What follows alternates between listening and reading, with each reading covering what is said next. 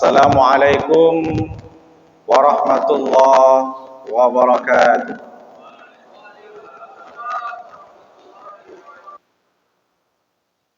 Hendak ke Batu Merah, jangan lupa beli ayam panggang.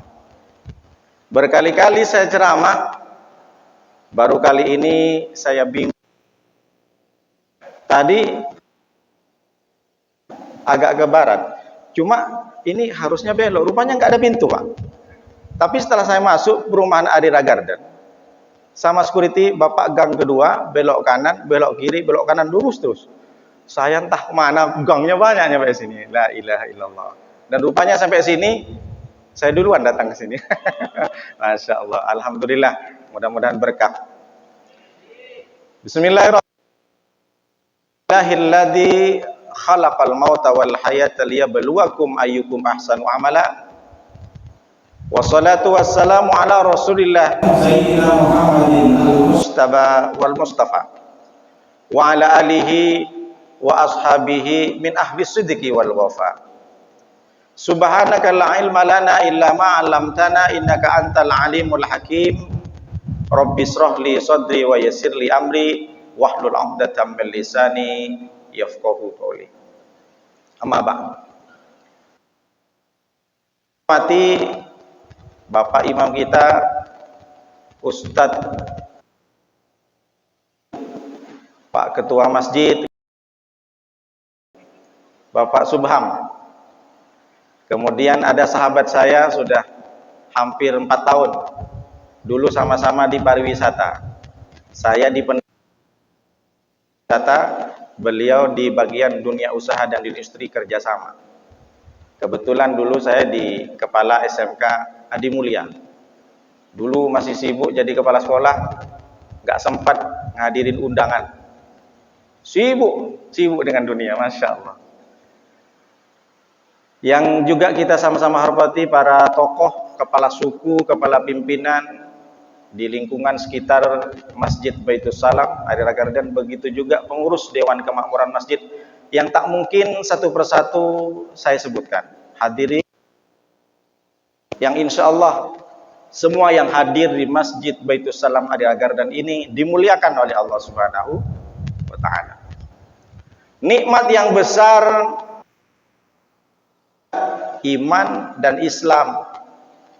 Jadi tidak ada gunanya siapapun yang meninggalkan dunia ini tanpa membawa iman dan Islam. Wala tamutunna illa wa antum muslim. Kata kiai, bukan kata buya, kata profesor, bukan kata ustadz, tapi Allah yang menyampaikan. Apa kata Allah? Wala tamutunna illa wa antum muslimun. Itu yang kalau bapak-bapak sering dengar ketika khutbah. Janganlah kalian wafat, janganlah kalian mati meninggalkan dunia ini tidak berada posisinya, statusnya Islam dan bahkan tidak beriman. Kenapa Allah menyampaikan seperti ini? Berapa banyak orang Islam mengaku beriman kepada Allah, tapi mati naudzubillah min dzalik dalam keadaan su'ul khatimah. Mati, mohon maaf, di tempat diskotik sedang minum. Padahal orang Islam. Mati juga, mohon maaf, sedang bersama dengan lawan jenisnya yang bukan mahram. Naudzubillah min dzalik. Kita bisa lihat. Jadi di Indosiar itu bukan hanya sekedar film, tapi di kehidupan nyata ada. Kalau di Indosiar ibu-ibu tahu kan film Azab di Indosiar ya. Pak Ustadz nengok TV terus gitu. Bapak Ibu yang dimuliakan Allah, karena iman dan Islam ini masih ada dalam hati kita, kita bersyukur kepada Allah dengan ucapan alhamdulillahirabbil alamin. Kita juga tak mampu dan tak pantas menghadap kepada Allah kalau tidak membawa syafaat Nabi Muhammad. Maka kita mesti selalu berselawat kepada Nabi dengan ucapan Allahumma sholli ala Sayyidina Muhammad wa ala ali Sayyidina Muhammad. Bapak Ibu jamaah hadirin wal hadirat, salat subuh Masjid Baitus Salam yang dimuliakan oleh Allah Subhanahu wa Ta'ala. Kalau siapapun yang tanya, atau mungkin kita sedang tanya, apakah hari ini saya orang Islam? Apakah saya hari ini Muslim? Tentu kita jawab, saya Islam. Karena kita sudah mengatakan, asyhadu an la ilaha illallah wa asyhadu anna Muhammadar Rasulullah. Lalu yang kedua, buat pertanyaan sendiri, apakah adalah saya ini orang beriman? Jangan nanya ke orang, tanya ke diri sendiri.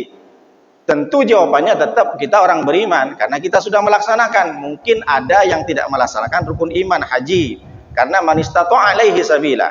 Haji itu dikhususkan bagi orang yang mampu finansial, mampu materi, mampu juga dalam perjalanan dan sejarah zahir dan batinnya. Tapi kalau pertanyaan ini ditambah, dirubah, apakah keislaman saya sudah berkualitas atau tidak? Sama dengan ibu, bapak punya barang di rumah, TV. TV-nya apa? Syaf. Apakah TV bapak sudah berkualitas atau tidak? Bapak punya wifi di rumah. Iya Pak Ustadz. Apakah wifi bapak bagus sinyalnya? Tentu ini pertanyaan yang sangat berarti. Maka tanyakan dalam diri kita ini, sudahkah Islam saya berkualitas?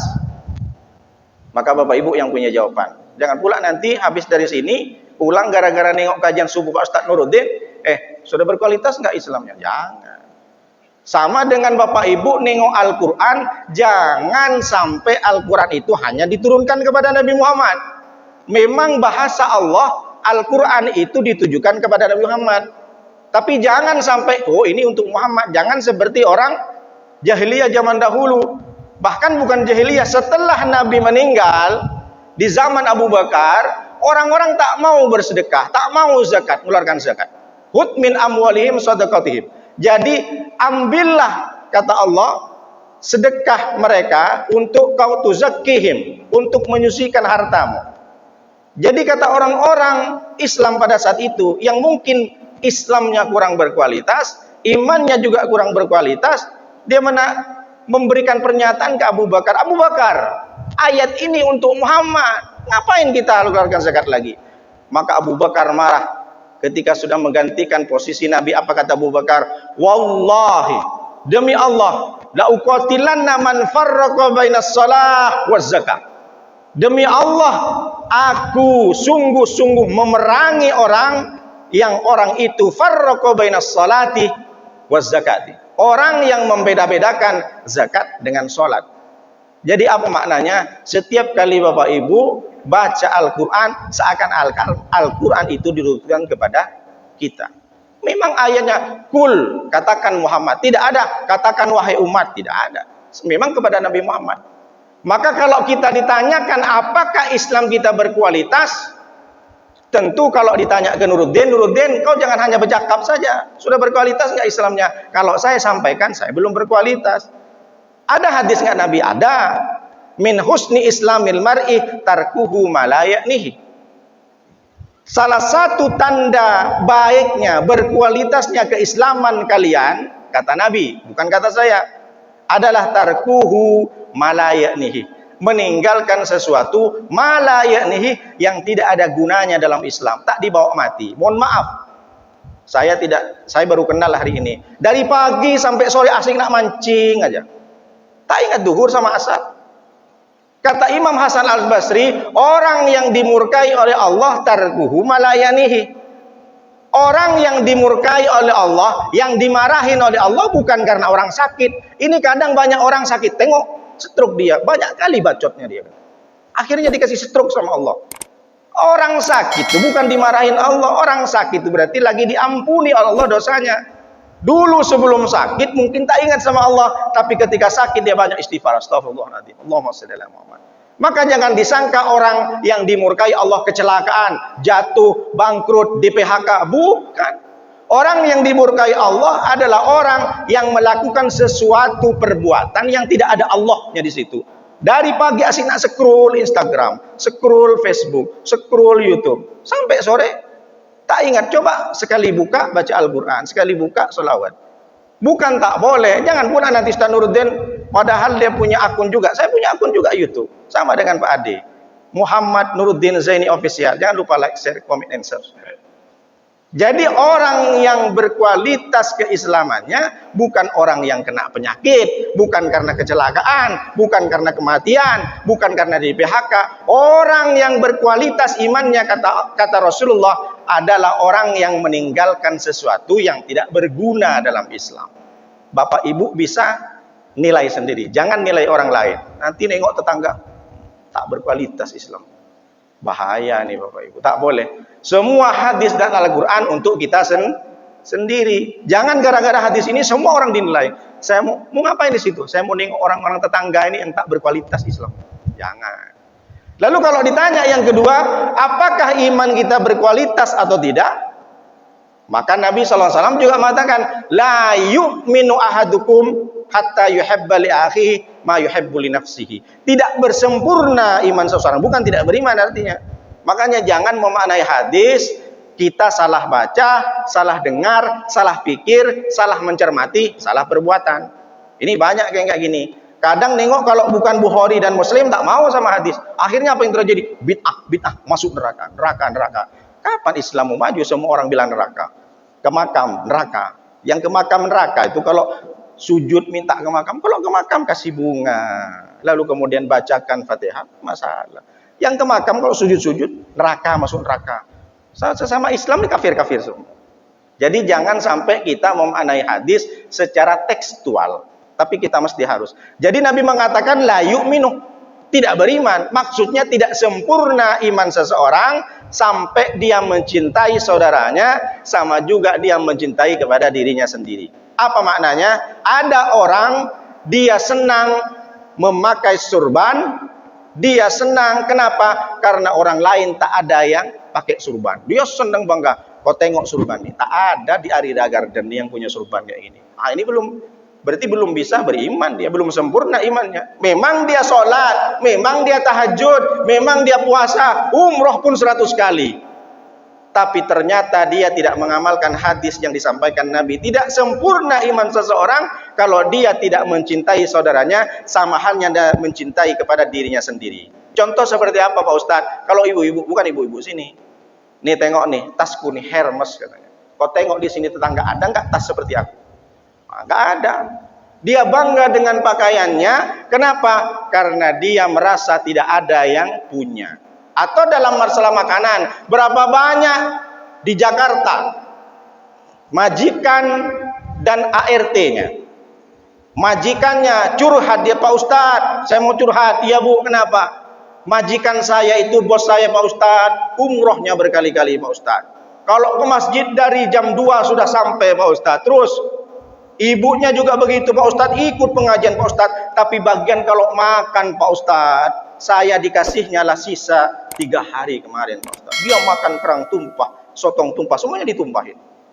Tapi Pak Ustadz bagian saya diambillah makanan di dapur yang sisa 3 hari kemarin. Na'udzubillah min dzalik. Dia merasa karena ART adalah orang yang kastanya rendah, dia seenaknya makan di depan ART-nya. Dikasihlah makanan-makanan yang sudah basi. Na'udzubillah min dzalik. Tak sempurna iman seseorang, tak ada gunanya umroh berkali-kali, tak ada gunanya sujud berkali-kali kalau dia masih belum mengamalkan la yu'minu ahadukum hatta yuhibba li akhihi ma yuhibbu li nafsihi. Nah, ini mesti harus disampaikan. Memang orang itu beriman, tapi apakah kualitas iman kita sudah cukup? Jadi bagaimana Ustaz? Masuk neraka?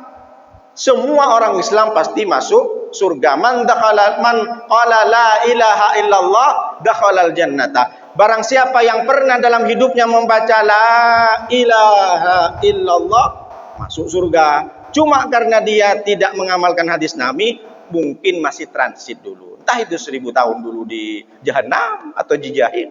Kita nggak tahu. Ini bukan saya yang sampaikan, tapi Nabi Muhammad SAW. Maka kali ini saya menyampaikan, mudah-mudahan cukup. Ini saya tengok jam Pak Ade, nggak ada yang cocok. Dua-duanya nggak cocok. Jadi harus nengok ini, nanti kelamaan. Karena nanti ada sesi pertanyaan. Nggak ada yang cocok Pak Ade, Masya Allah. Dari saking husuknya iktikaf jemaah Baitus Salam, jadi tak sempat nengok jam. Ini masih setengah 6, 5.24. Ini 5 kurang 5 menit. Yang ini jam 4 tak pindah-pindah. Masya Allah, tabarakallah. Jadi kalau ditanya pertanyaan ini selalu ada dalam hati kita, apakah Islam saya berkualitas? Oh, tentu tidak. Apakah iman kita sudah full?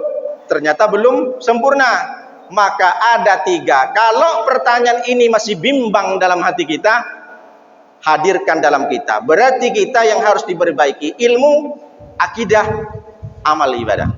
Setiap hari kita tengok, sudahkah kita mencari ilmu? Sudahkah kita dapat ilmu baru? Lalu yang kedua, adakah akidah kita sudah sempurna? Akidah itu diambil dari kata ubdun, ikatan. Akidah itu adalah tauhid. Kalau dalam ajaran hadis itu, dalam Islam, ada iman, ada ihsan. Maka kalau kita sudah mencari ilmu, yakinkan, sempurnakan, benarkan, tuluskan keyakinan kita. Lalu barulah beramal ibadah. Contoh begini, ini masjid ini kan masih dalam tahap pembangunan.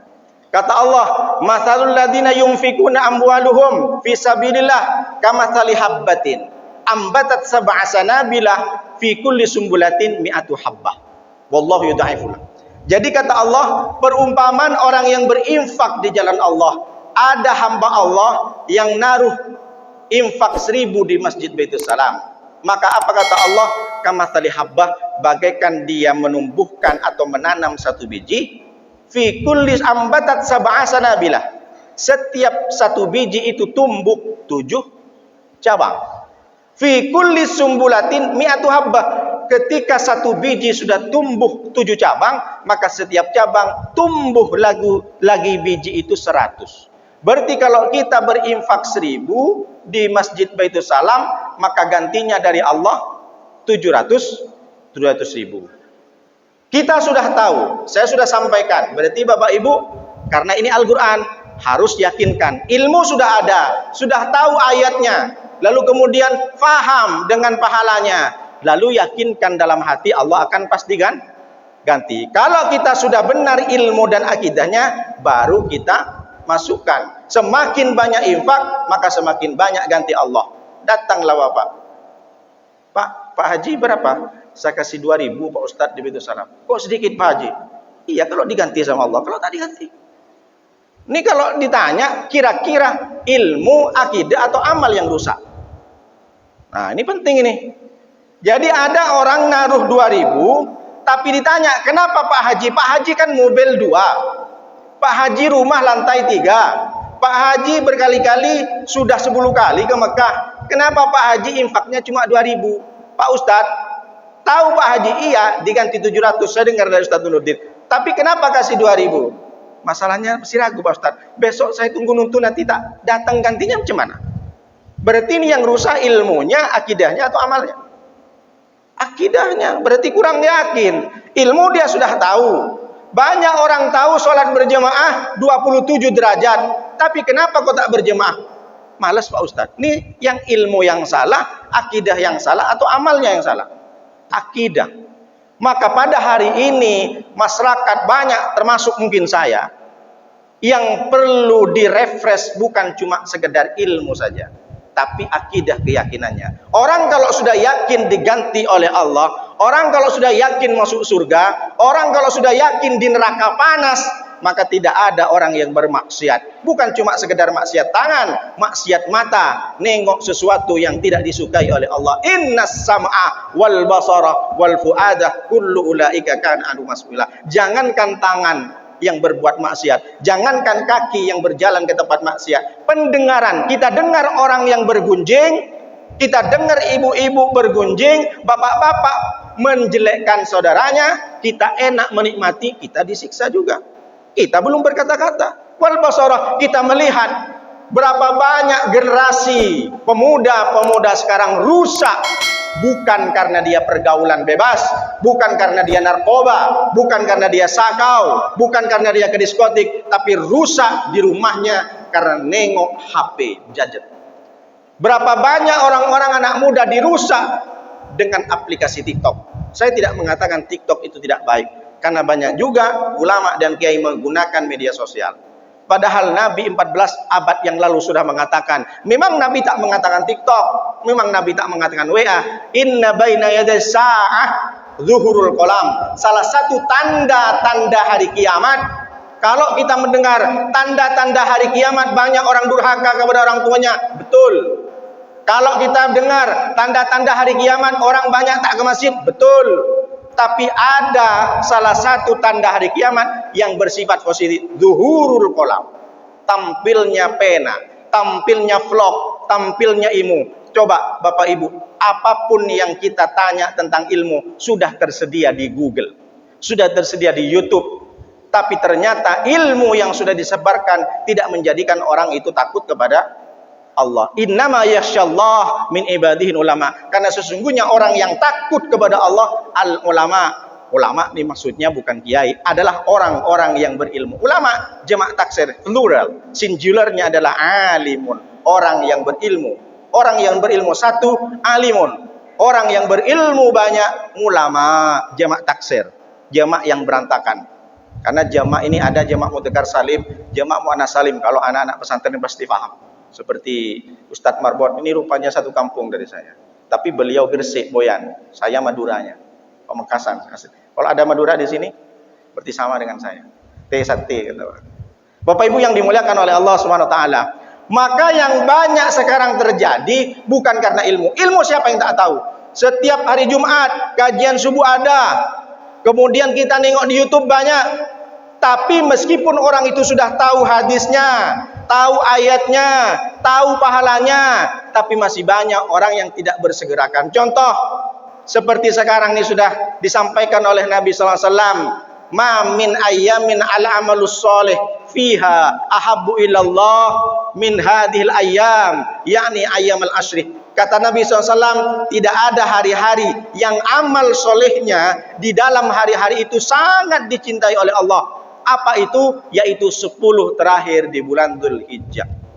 10 terakhir, 10 awal, mohon maaf, dari tanggal 1 bulan Dzulhijjah sampai tanggal 9, sampai tanggal 10 nanti lebaran, itulah hari-hari yang sangat dicintai oleh Allah. Bahkan sahabat bertanya kepada Nabi, "Ya Rasulullah, iya, walal jihad fisabilillah, apakah amalan yang begitu sudah mengalahkan perang fisabilillah?" Walal jihad fi Rasulullah fi fisabilillah. Amalan di 10 Dzulhijjah ini bisa mengalahkan keutamanya dengan perang berdarah-darah. Kok begitu? Iya. Apabila ada orang bersedekah, maka sedekahnya lebih baik daripada orang berperang di jalan Allah. Apabila orang ada yang berpuasa di tanggal 1, puncaknya tanggal 8 dan tanggal 9, Tarwiyah dan Arafah, maka dia lebih baik, lebih utama daripada orang yang berjihad fisabilillah, kata Rasulullah. Tapi Rasulullah mengecualikan illa rajulun, yang keluar kharaja binafsihi wa malihi fayam yarji'a min dzalika bisyai'in, kecuali orang yang berjihad fisabilillah, dia keluarkan hartanya, bahkan pulang dia tak pulang karena mati syahid, baru itu lebih mulia daripada amalan. Jadi kalau orang itu belum meninggal, masih lebih baik amalan di 10 Dzulhijjah, 10 awal bulan Dzulhijjah, tanggal 1 sampai tanggal 9. Bapak Ibu sudah tahu hari ini, kalau tidak mau bersedekah, kalau tidak mau berpuasa 1 hari pun, berarti yang salah bukan ilmunya, yang salah bukan ibadahnya, tapi akidahnya. Berapa banyak orang tahu maksiat bergunjing, maksiat dengki, maksiat permusuhan, dosa permusuhan. Sudah tahu orang, tahu hadisnya, sering dengar, sering disampaikan, bahkan sering melihat bahwa orang la yaltab ba'dukum ahadukum ayyakulalah ma'akhihi. Orang yang menggunjing, menggosip, berbicara yang jelek-jelek saudaranya, sebagaimana dia memakan bangkai kawannya itu secara hidup-hidup, bahkan dikatakan seperti itu. Ada orang mati, saudara kita mati, lalu setelah membusuk kita makan dagingnya. Seperti itulah dosa ketika kita membicarakan aib orang. Orang pada tahu semua kalau membicarakan orang lain itu berdosa. Tapi kenapa masih banyak orang yang bermusuhan, tetangga nomor 1 sampai nomor 5 takut? Karena akidahnya, keyakinannya. Jadi sekarang yang rusak itu adalah akidah. Saya tidak mengatakan bukan di sini, tapi berapa banyak yang sudah ditampakkan. Inilah kenapa kita mesti luruskan dari awal.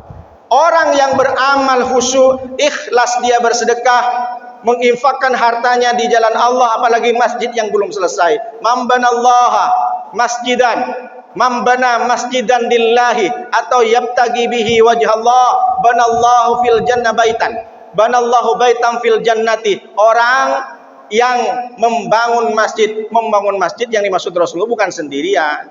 Mungkin dia berinfak kipas, berinfak karpet, berinfak mukena, berinfak semen kerikil, maka Allah akan berikan pahala, nanti diberikan masjid juga. Kenapa kok seperti itu Pak Ustadz? Karena surga banyak, tingkatan surga banyak. Lahum darajatun inda rabbihim. Jadi di surga itu juga banyak tingkatan. Sama dengan di dunia. Ada orang tinggal di klaster. Ada orang bahkan bukan cuma punya rumah, langsung apartemen. Coba kita pikirkan, lebih indah mana di dunia punya rumah bagus tapi halaman tidak ada. Ada orang punya rumah lengkap kolamnya, lengkap juga dengan security-nya. Berarti kan sudah jelas secara dunia kita tahu, di surga juga begitu.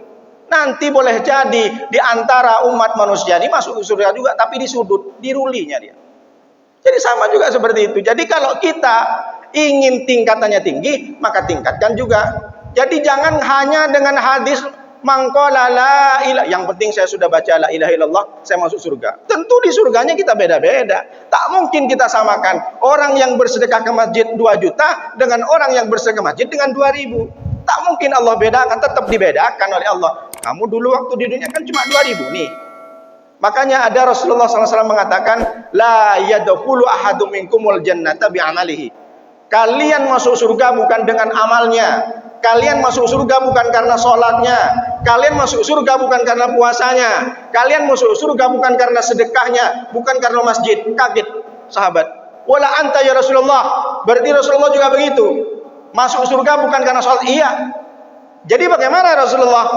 Engkau dan umat kita semua ini, orang yang masuk surga itu bukan karena amal, tapi orang masuk surga illa ayyatagammadaniyallahu birahmatin wa fadlin. Orang masuk surga karena Allah turunkan rahmat. Allah turunkan rahmat lewat apa? Baca Yasin, lewat sedekah, lewat sholat. Sama dengan Bapak Ibu nyolok mangga pakai galah.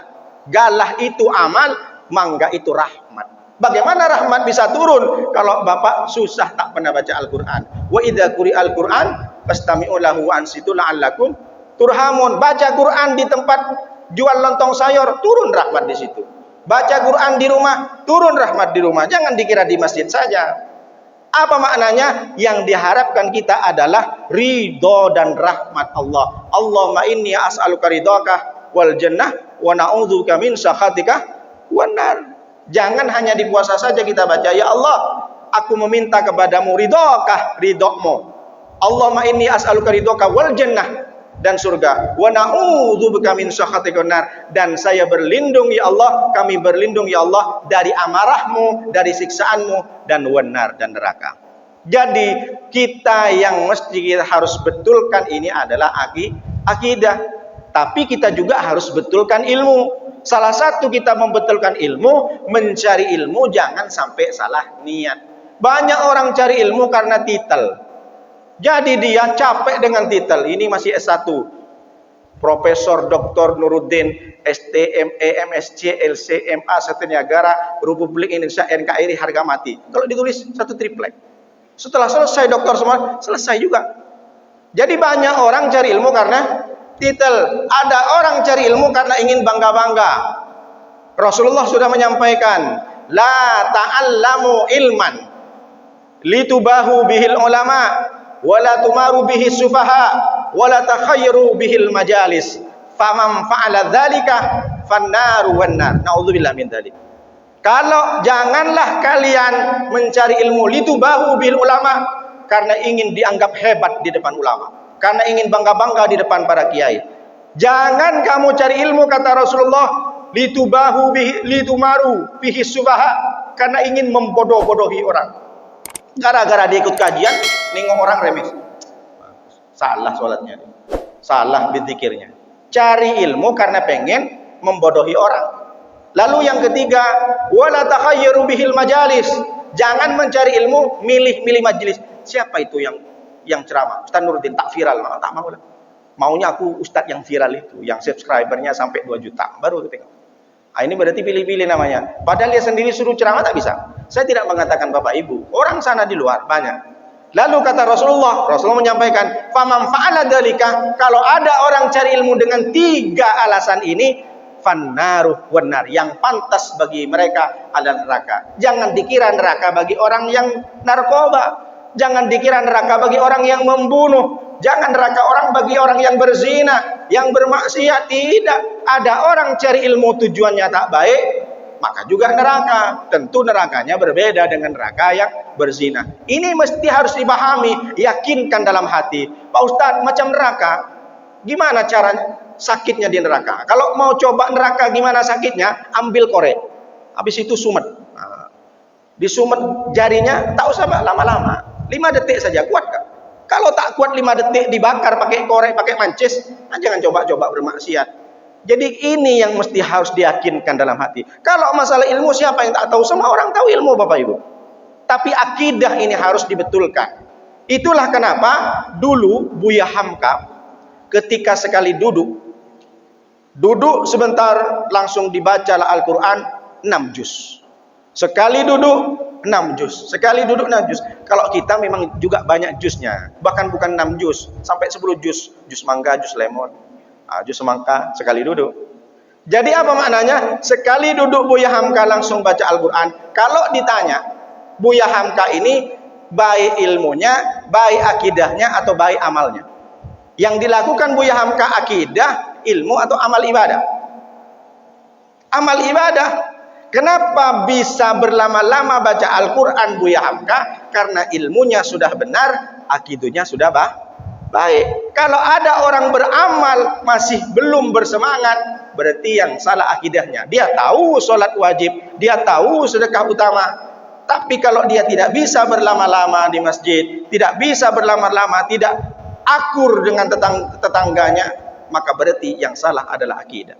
Akidah itu kalau disebut dengan tauhid. Tauhid itu takdir. Berapa banyak orang mengeluh, ya Allah, curhat, Pak Ustadz, saya sudah sholat, saya sudah puasa, kenapa masalah ini bertubi-tubi datang?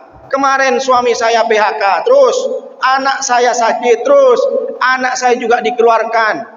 Saya mau makan apa, Pak Ustadz?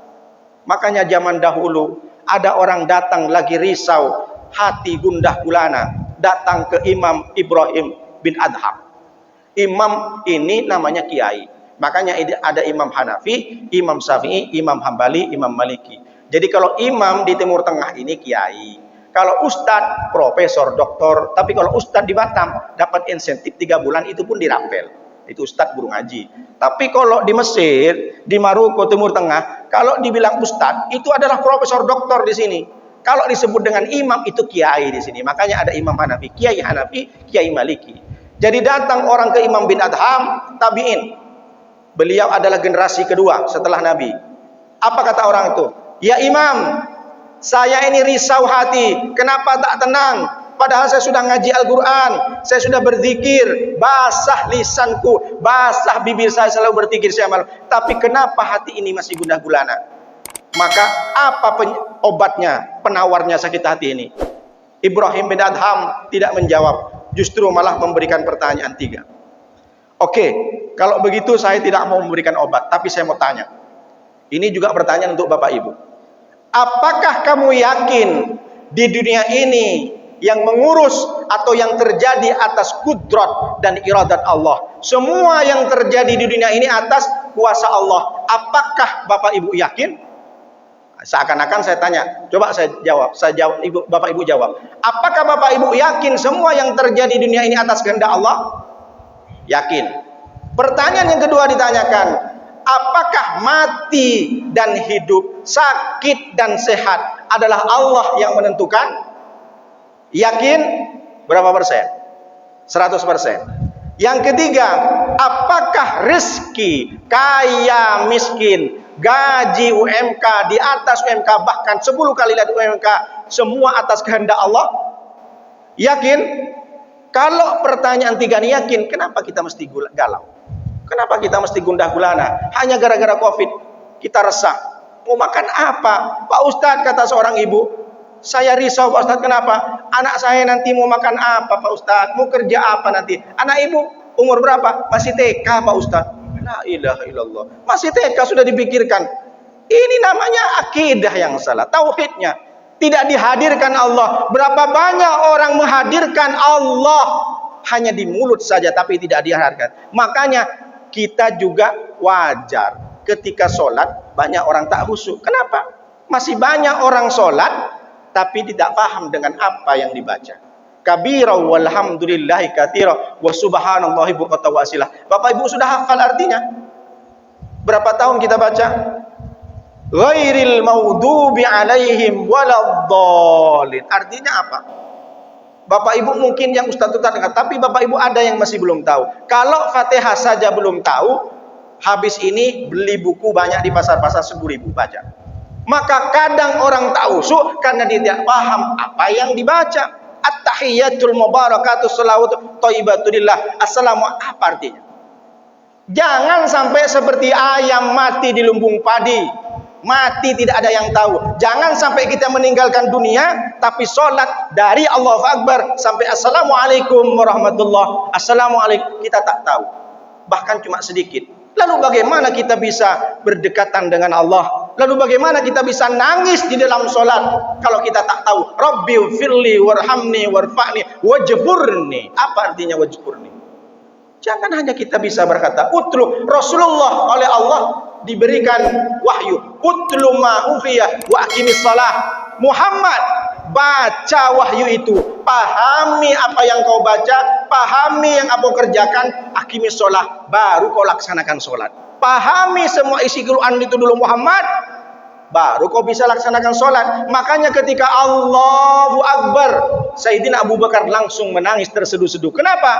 Karena dia memaknai kalimat Allahu Akbar saja, belum sampai ke tahiyat. Allahu Akbar, Allah lah yang maha besar. Nangis kenapa dia? Dia maknai, boleh jadi aku sebelum sholat merasa lebih besar daripada tetangga, merasa lebih baik daripada tetangga, merasa lebih kaya daripada tetangga, merasa lebih bagus, merasa lebih wow, merasa lebih amazing. Ketika Allahu Akbar, ternyata di dunia dan di langit yang besar hanya Allah. Berapa banyak aku memiliki sifat merasa besar dari orang. Ketika Allahu Akbar saja nangis. Kalau Pak Imam ada di sana nangis, Pak Ustadz kenapa nangis? Baca ayatnya, baca masalah sedih. Bukan, saya tak hafal ayatnya. Oh, nangis di Samsul karena tak hafal. Rabbana absorna. Ketika Syekh Sudais di Mekah, Rabbana absorna wa sami'na na'mal sholihan farji'na na'mal sholihan inna muqinun. Apa ayat itu? Ada orang sudah masuk dan disiksa oleh Allah, teriak dia, Rabbana ya Allah absorna, dengan mata kepala kami ya Allah saya melihat begitu pedih siksaanmu, wasamina, dan saya mendengar jeritan-jeritan orang yang sudah disiksa di neraka ya Allah, farji'na na'mal sholihan, kembalikan kami ya Allah ke dunia, niscaya kami akan beramal tak berhenti, beramal soleh, beribadah, bersedekah. Inna muqinun, sesungguhnya kami yakin dengan siksaanmu ya Allah. Allah sudah mengilustrasikan dalam Al-Quran bahwa ada orang teriak karena disiksa, pengen kembali ke dunia karena ingin hanya beramal soleh. Bahkan ada orang yang sudah diilustrasikan oleh Allah, ada orang yang sudah meninggal lalu diberikan kesempatan oleh Allah untuk hidup sebentar saja. Laula akhartani ila ajalin qarib fa'asaddaqa, seandainya aku berikan waktu kepadamu sedetik saja hidup, kira-kira apa yang kau lakukan, kata Allah kepada orang yang sudah meninggal? Fa'asaddaqa, saya ingin bersedekah ya Allah. Ada orang diminta, diberikan penawaran untuk hidup tidak hanya sejam, 1 detik saja. Apa yang kau lakukan wahai mayat? Saya ingin bersedekah. Maka bukan tidak sengaja Allah dekatkan masjid kita dengan rumah Bapak Ibu. Allah hadirkan masjid ini di dekat rumah Bapak Ibu untuk biar dekat ke surga. Allah sudah berikan tuh masjid. Tengok, kalau kau masuk surga nggak usah jauh-jauh. Itu masjid. Bukan atas kehendak Allah ini. Semua atas kehendak Allah. Memang sengaja Allah dekatkan masjid yang belum selesai ini dengan rumah kita. Maka jangan sampai kadang orang ini sudah menyampaikan itu kan masjid sudah ada orangnya. Padahal kita mampu. Maka jangan sampai kita untuk tidak berinfak. Minimal setiap hari kita infakkan 10.000 saja, rutin sampai sebulan, rutin sampai 1 tahun. Kenapa? Karena kita bersedekah didoakan oleh malaikat. Allahumma mumfikan khalafa, Allahumma mumsikan talafa. Orang yang setiap bersedekah setiap subuh, malaikat yang mendoakan. Ya Allah, berikan ganti kepada orang yang berinfak. Ini kata Nabi. Kalau kita sudah didoakan malaikat, diterima nggak sama Allah? Diterima. Malaikat tidak punya dosa. Lalu bagaimana orang yang tak bersedekah? Allahumma mumsikan talafan. Didoakan juga oleh malaikat. Ya Allah, bagi orang yang tak bersedekah itu berikan kebinasaan dalam hartanya. Tapi Pak Ustaz, tetangga saya, dia tak pernah berinfak, kok tambah kaya Pak Ustaz? Orang dibinasakan harta itu bukan karena miskin. Banyak orang kaya, gaji 50 juta, anak selalu ditangkap Satpol PP. Selalu ribut dalam rumahnya. Kenapa? Suaminya berbini lagi sampai 3. Ribut sama istri tuan. Saya tak mengatakan orang sini. Jangan pula dikira. Ustaz Nuruddin ini banyak kali. Saya itu belum kenal kan ke Bapak Ibu. Karena banyak kemarin itu, mereka itu tersinggung dengan ceramah saya. Pulang pingsan ya. Jadi saya sampaikan ini karena kebetulan saja. Oleh karena itu Bapak Ibu, maka yakinkan bahwa akidah kita betulkan. Datanglah anak itu. Ya, ini nilaiku ya. Ditengok sama ayah. Loh, nilaimu kok 2,0. Dia kuliah. IP-nya kok 2 nak. HP udah dikasih, laptop udah dikasih, SPP sampai 4 tahun kuliah udah dibayarkan. Kenapa nilaimu 2,0? Ayah harus percaya, kita serahkan kepada Allah SWT. Alladzina idza asabathum musibatun qalu inna lillahi wa inna ilaihi rajiun. Jangankan masalah nilai ya, kita semua akan kembali kepada Allah. Ayahnya pun bingung, benar juga anak ini katanya. Jadi ya, nilai 2,0 ini adalah takdir Allah. Ini bukan cuma anak sekarang sesat pakai dalil. Jadi bagaimana? Ada juga ibu-ibu tak datang. Bunda, kenapa kau enggak ikut pengajian Bunda? Kata suaminya, ayah, semua yang terjadi di dunia ini atas kehendak Allah. Jadi aku tak pergi ke pengajian. Ini kehendak Allah. Nah, ini yang perlu harus diluruskan. Jadi bagaimana maksudnya? Nuruddin sudah dikasih mata, Nuruddin dikasih kuping, Nuruddin dikasih akal, Nuruddin dikasih pikiran. Tinggal pilih mau mengerjakan yang baik atau yang tidak baik. Jangan semuanya atas kehendak Allah. Makanya Pak Ustadz Imam tadi sudah menyampaikan, fa'alhamaha fujuraha, faman qad aflaha man zakkaha wa qad khaba man dasaha. Barang siapa Allah sudah menyediakan ini jalan fujur, ini jalan juga yang baik. Ini minum khamar, ini minum air zam-zam. Kau tinggal pilih, jangan atas kehendak Allah semua. Saya pilih khamar. Kenapa? Ini atas kehendak Allah. Ini seakan-akan Allah. Jangan seperti orang Jabbariyah atau Mu'tazilah. Kalau engkau ingin diridhoi oleh Allah, maka pilih jalan faman qad aflaha man zakkaha wa qad khaba man dasaha. Barang siapa yang mensucikan jiwanya, maka dia akan beruntung. Tapi barang siapa yang mengotori dirinya, dia akan celaka. Allah sudah kasih pilihan. Kau mau beribadah atau tidak? Jangan semua atas kehendak Allah. Memang semua kudrat dan iradat itu adalah Allah. Tapi kita bisa memilih. Karena paham ahli sunnah wal jamaah, al-insan bainal musayyar wal mukhayyar. Manusia itu di antara dua pilihan. Ada yang bisa memilih, ada yang tak bisa memilih. Nuruddin, jangan pula, kenapa ya saya kok enggak diciptakan dari orang Arab? Kenapa? Hidung saya besek. Itu sudah takdir Allah, tak bisa pilih. Yang bisa pilih, Nuruddin mau berdiri atau mau duduk. Bapak Ibu setelah ini mau cicipin sarapan atau pulang aja. Bapak Ibu mau ikut pengajian dengan khusyuk atau dengan ngantuk. Bapak Ibu yang pilih. Jadi ada takdir yang bisa dipilih, ada takdir yang tak bisa dipilih. Jadi jangan semua, saya ini bisa ke diskotik, saya minum khamar, saya narkoba, ini karena Allah.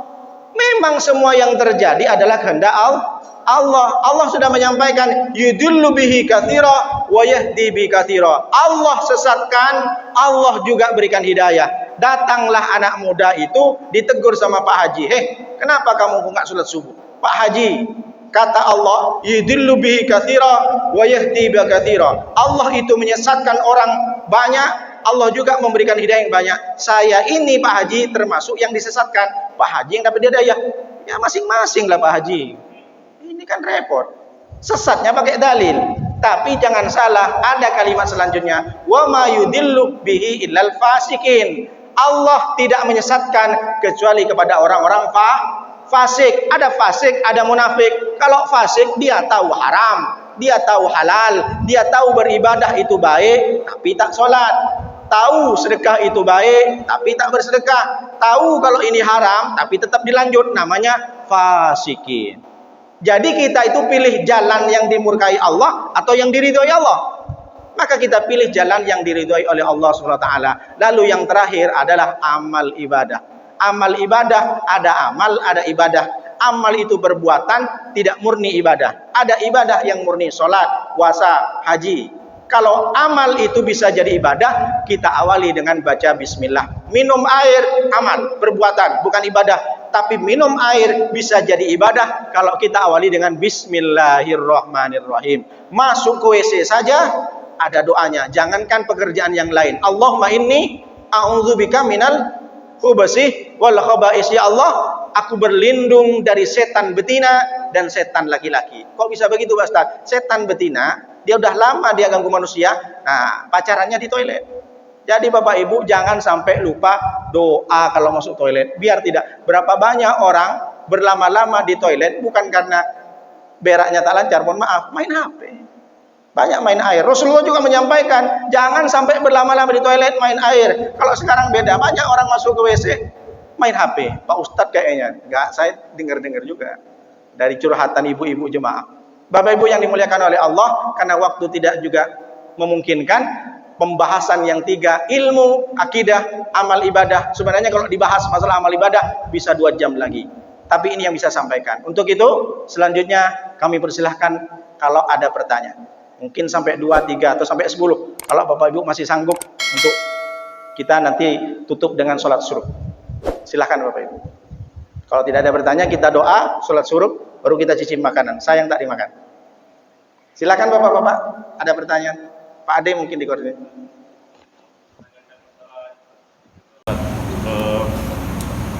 Orang yang dikasih tugas seperti kayak di Masjidil Haram itu, orang sholat Jumat kan, kayak security-nya, penjaganya itu nggak sholat tuh, itu gimana tuh? Kullukum ra'in wa kullukum mas'ulun an ra'iyatihi. Setiap seseorang itu memiliki tanggung jawab. Apa salah satunya? Ketika dia menjadi kepala keluarga, dia mesti bertanggung jawab. Makanya banyak orang bilang kalau suami itu masuk neraka bukan karena dosanya, tapi karena istrinya belum berjilbab, anak perempuannya juga belum berjilbab. Pak Ustadz, mending anak saya Pak Ustadz tidak berjilbab tapi tak pacaran. Coba anak itu Pak Ustadz, dia memang berjilbab tapi asli nak bonceng Pak Ustadz. Lebih bagus mana Pak Ustadz? Dua-duanya salah. Ini kadang yang nanya bingung, yang jawab bingung, yang dengerin juga bingung. Iya juga ya. Mending pacaran tapi berjilbab. Mending tak pacaran tapi tak berjilbab. Yang mana sih? Ya mending pacaran lah meskipun tak berjilbab.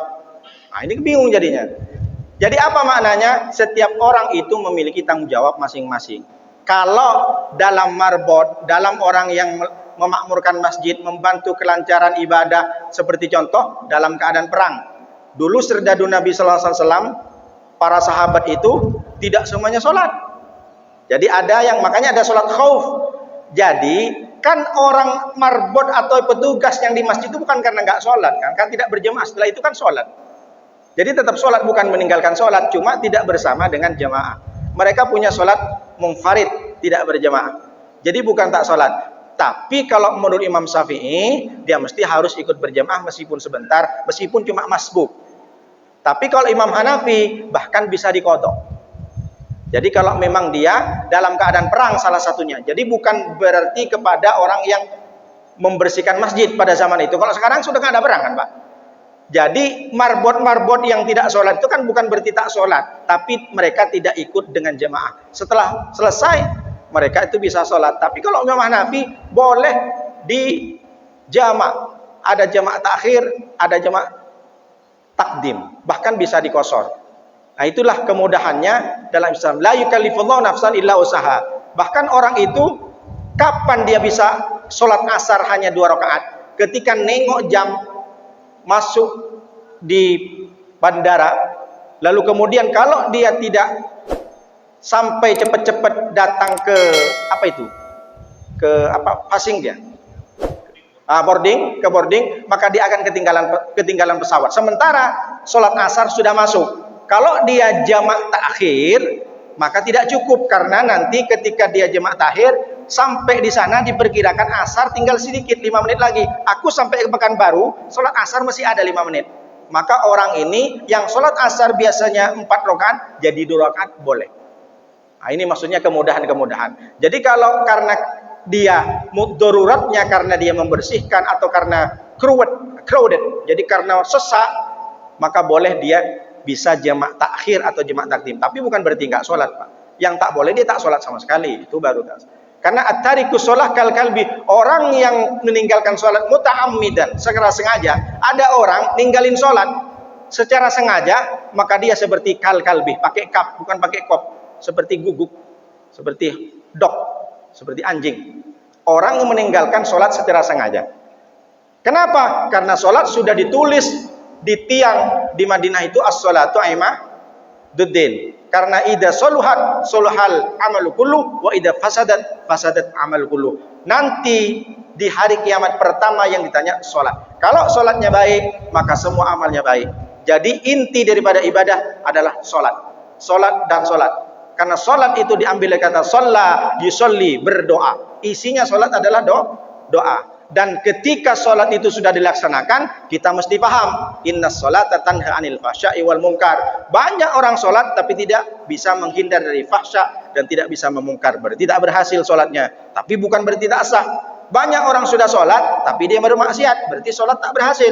Sama dengan haji, famam farada fihinal hajjah fala rafatha wala jidalah wala fala rafatha wala fusuqa wala jidalah. Orang yang sudah melaksanakan haji tapi dia tidak meninggalkan 3 dosa, fala rafasah, dosa yang ada indikasi seksual, maksiat mata, maksiat tangan. Lalu yang kedua, wala fusukah, dia masih fasik, dan wala jidalah, dia masih berdebat, masih mencaci maki, masih sumpah serapah, masih ngejek-ngejek, maka hajinya tidak mabrur. Tapi bukan untuk niral orang lain. Itu Pak Haji 3 kali, tapi dia masih begini, berarti tak berhasil hajinya. Jangan. Ini untuk diri kita sendiri. Makanya banyak orang, gimana caranya sholat kita diterima, gimana caranya haji kita adalah haji mabrur. Cek, apakah kita masih bermaksiat? Berarti kalau masih bermaksiat, sholat yang kita kerjakan belum sempurna, masih bermasalah. Tapi bukan berarti tidak sah.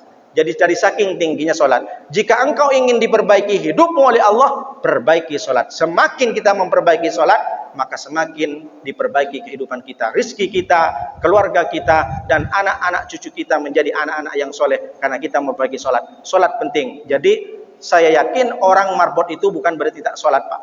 Tapi ada hukum yang lain. Kalau Imam Hanafi boleh, meskipun bukan perjalanan, boleh jemaah takdim dan jemaah takhir. Jadi bukan berarti tak sholat. Kita husnudon saja. Atau di sini, kalau di sini Pak Ustadz niru Mekah, kesibukannya apa kalau berbos ini? Kan nggak terlalu sibuk. Jangan pula di Mekah boleh, di sini juga boleh. Kalau di sini kan nggak terlalu sibuk marbot, atau di Batam lah, di masjid mana kan masih bisa melaksanakan. Kalau di makam kan betul-betul susah. Jadi mereka itu melaksanakannya secara jemaah takhir. Nanti sholat asarnya sholat duhur dikumpulkan ke asar. Nanti sholat nisanya, tapi bukan berarti tak sholat. Saya yakin masih sholat. Begitu Pak. Silakan Bapak Ibu yang lain. Kalau mau cepet-cepet mau mencicipi sarapan, kita doa.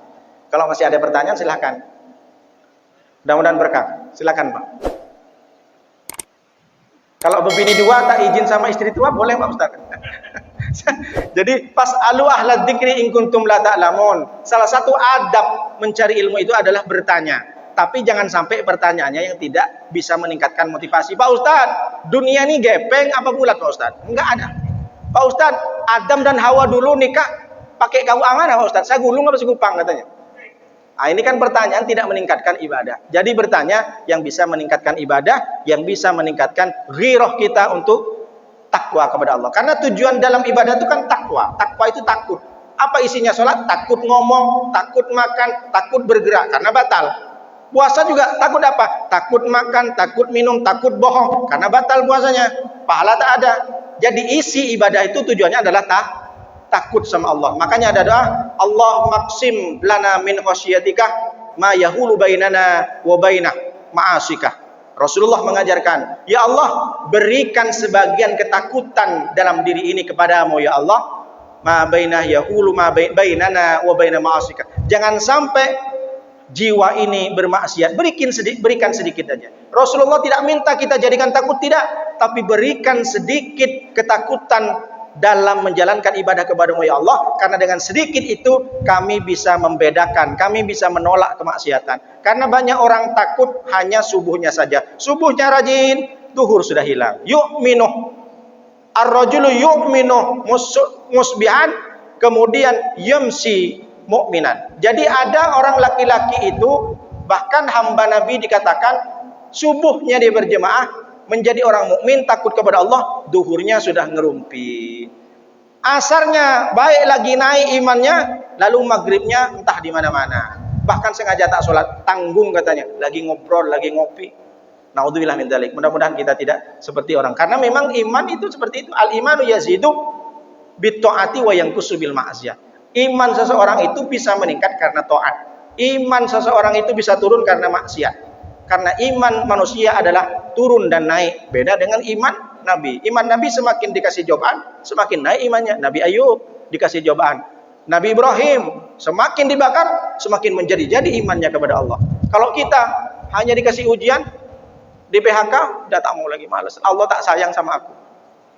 Dikasih telat gaji 2 bulan tak masuk, wah, gelisah.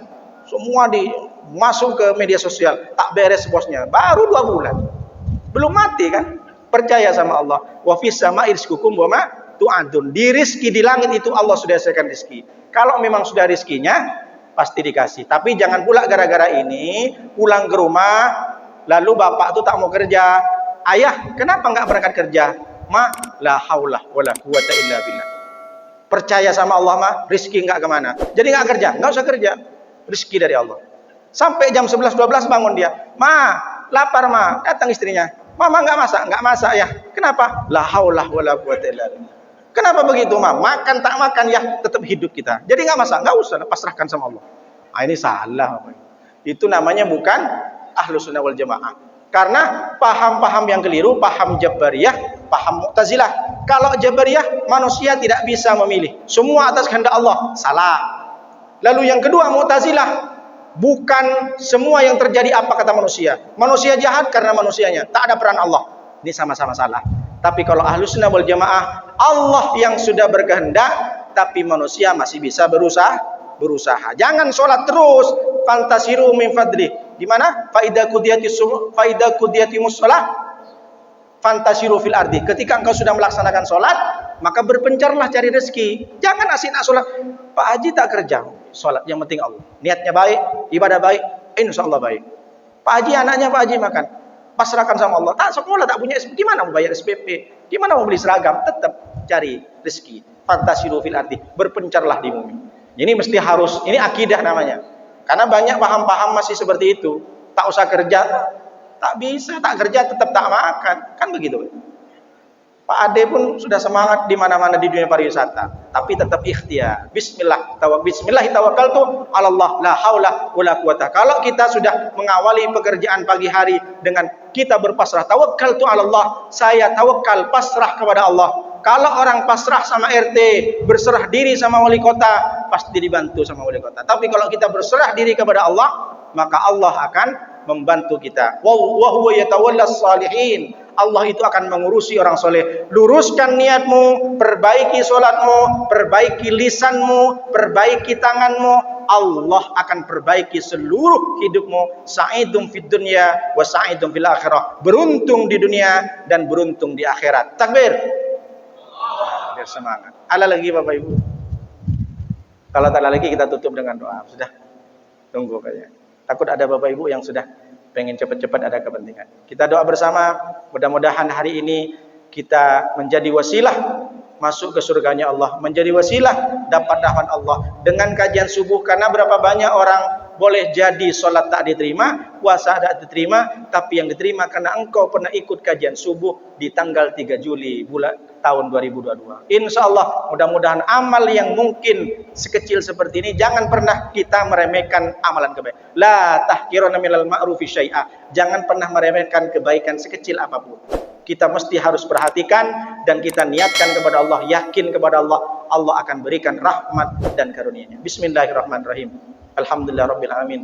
Wassalatu wassalamu ala asrafil anbiya wal mursalin wa ala alihi washabihi ajmain hamdan syakirin, hamdan na'imin, hamdan yuafi ni'amaka fi mazidah.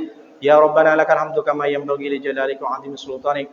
Allahumma shalli wa sallim wa barik ala sayyidina Muhammadin al-Fatih lima ulika والخاتم لما سبق ناصر الحق بالحق والهادي إلى صراطك المستقيم وعلى آله حق قدره ومقداره العظيم. اللهم اصلح لنا ديننا الذي هو عصمة أمرنا وأصلح لنا دنيانا التي فيها معاشنا وأصلح لنا آخرتنا التي فيها معادنا واجعل الحياة زيادة لنا من كل خير واجعل الموت راحة من كل شر. اللهم ربنا أدخلنا مدخل صدق وأخرجنا مخرج صدق واجعل لنا من لدنك سلطانا نصيرا. اللهم اقسم لنا من خشيتك ما يحول بيننا وبين معاصيك وما طاعتك ومن طاعتك ما تبلغنا به علينا جنتك ومن اليقين لا تهون علينا مصائب الدنيا.